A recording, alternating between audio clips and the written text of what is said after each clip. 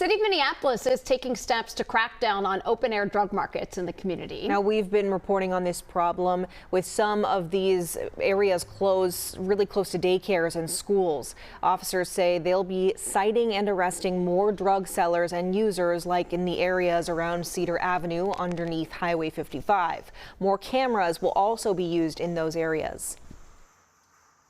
Rampant open-air drug use, criminal drug dealing, prostitution, and physical violence, including gun violence, have become increasingly common within these camps on a daily basis. Still, some remain skeptical about these changes actually working, like Sharon Day. She says she has called police about open drug use and no one showed up. There has to be consequences for behavior, and the city at this point is like one of the biggest enablers, right? Yeah. Because they are not enforcing the law. The city says they're still helping people find housing and treatment, even expanding the availability of a drug that cuts opioid cravings and withdrawal symptoms. Earlier this week, federal prosecutors indicted 25 alleged gang members for selling drugs at those open-air drug markets in Minneapolis. Authorities in western Wisconsin say they are expanding their investigation. This is after a shooting threat led to a clinic lockdown on Thursday. So this happened at Marshfield Medical Center in Rice Lake. It was yesterday afternoon. Staff told police that a caller said two men were on their way to shoot up the hospital. Officers showed up, they secured the building, and they let patients leave if they wanted to go. Police say that they are now investigating threats called into other spots in the state, but they think this was a prank. No one was hurt.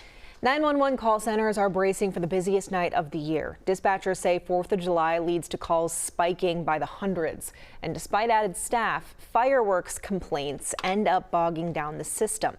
That delay can keep people waiting in time-sensitive situations like heart attacks, house fires, or violent crimes. So their message for you is simple. When it comes to fireworks, we ask residents to call 911 only when someone is injured or needs medical help. But there are still ways to contact the city or county you live in about fireworks. So for noise concerns or reports of illegal fireworks, you can call 311 in Minneapolis. You can also submit fireworks complaints for Dakota County online. Calling the non-emergency line is not helpful for 911 operators because they're also answering those calls.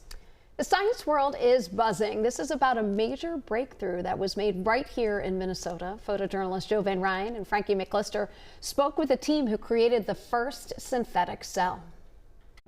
On the U of M campus. So you're actually watching the membrane grow here.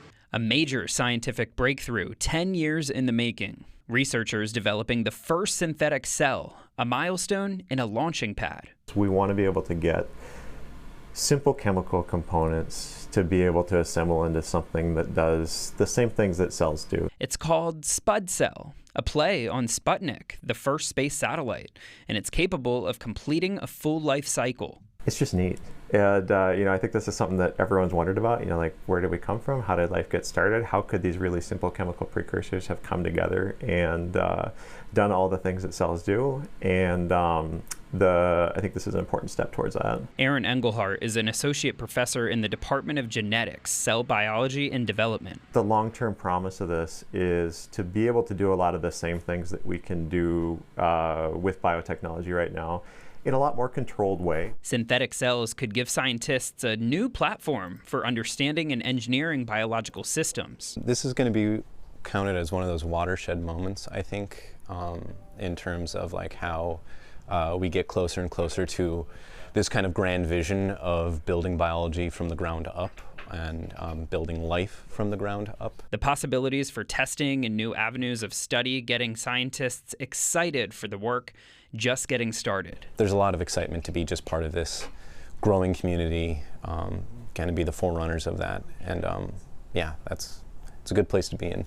With photojournalist Joe Van Ryn, Frankie McLister, WCCO News. Researchers at the U and other partners are launching a new public benefit research and engineering institution that's aimed at building off of this discovery.